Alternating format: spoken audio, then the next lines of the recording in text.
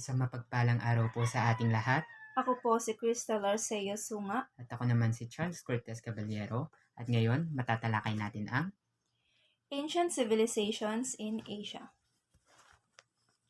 Sa Asia, merong tatlong civilization na nag-emerge, which is first one is Indus Valley na sa India, second one is Chinese civilization na sa China, at third one is Mesopotamia na sa Iraq. ngunit ngayong araw, magpo-focus muna tayo sa isang lugar, which is Mesopotamia, na kung saan sila'y tinaguri ang Cradle of Civilization. Ngayon, sa ating talakayin, matutuklasan natin kung bakit nga ba tinawag na Cradle of Civilization ang nasabing lugar. Ang salitang Mesopotamia ay galing sa dalawang Greek word na mesos means between at potamos means rivers. Kaya tinawag siyang land between rivers. Kaya pinangalan ng Mesopotamia ang nasabing lugar dahil napapalibutan ito ng dalawang ilog which is Ilog Tigris at Ilog Euphrates. Ang Mesopotamia ay kilala ngayon sa bansang Iraq.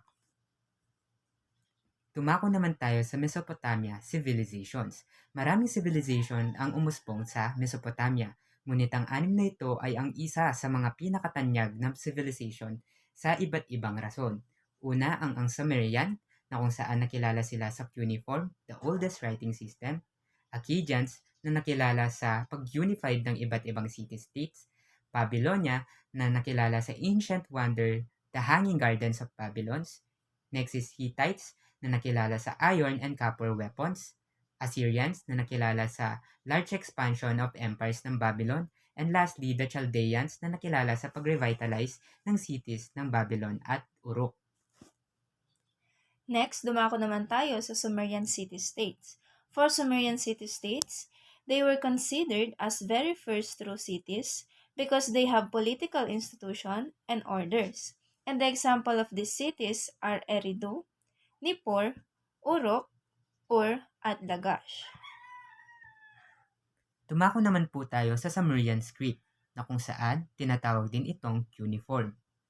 Ang cuneiform po ay ang oldest writing system na kung saan ito yung nagmark as the start of written document at history. Ang cuneiform po ay ang oldest writing system na kung saan gumagamit sila ng stylus na panulat at tablet na kung saan inuukit ang iba't ibang simbolo or tinatawag na pictographs. At ang tawag sa mga taong nagsasagawa ng ganitong aktibidad ay scribes.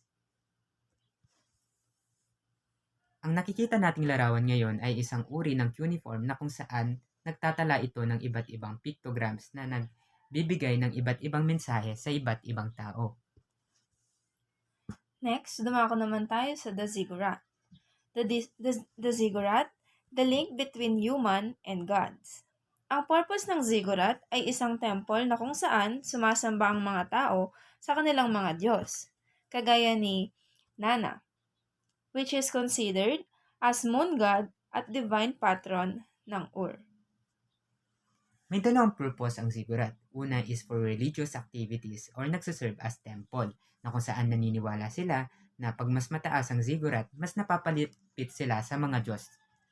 At ang ikalawang purpose ay nagsaserve as evacuation center, bilang ang Mesopotamia ay napapalibutan ng dalawang ilog which is yung Tigris at Euphrates, na kung saan mas prone sila sa pagbaha. Tumako naman tayo sa social classes, na kung saan sa upper class we have kings and scribe. Ang kings po ang mga namumuno at ang scribes ang nagsasagawa naman ng mga cuneiform. Sa middle classes naman, meron tayong tinatawag na merchants at artisan. Sa merchants po, sila po yung taga-trade or taga-kalakal. Sa artisan naman po, sila po yung gumagawa ng mga paso at naghahabi. Sa lower class naman, we have farmers and slaves. Ang farmers po naman ay nagsasagawa ng mga aktibidad kagaya po ng pagsasaka or agrikultura. Ang slaves naman po ang mga nagsasagawa ng mga aktibidad kagaya ng paggawa ng mga ziggurat. To conclude our topic, the Mesopotamia is referred as a cradle of civilizations, as some historians believe that Mesopotamia is the first civilization that has emerged in the world, and the said civilization is the first civilization that provides systematic political institution, oldest writing system, agriculture and trading, and social classes. Diyan na po nagtatapos ang talakayan natin ngayong araw. Muli, ako po si Charles Cortez Caballero At ako po si Crystal Arceo Sunga at at maraming maraming salamat salamat sa sa iyong inyong pakikinig. pakikinig.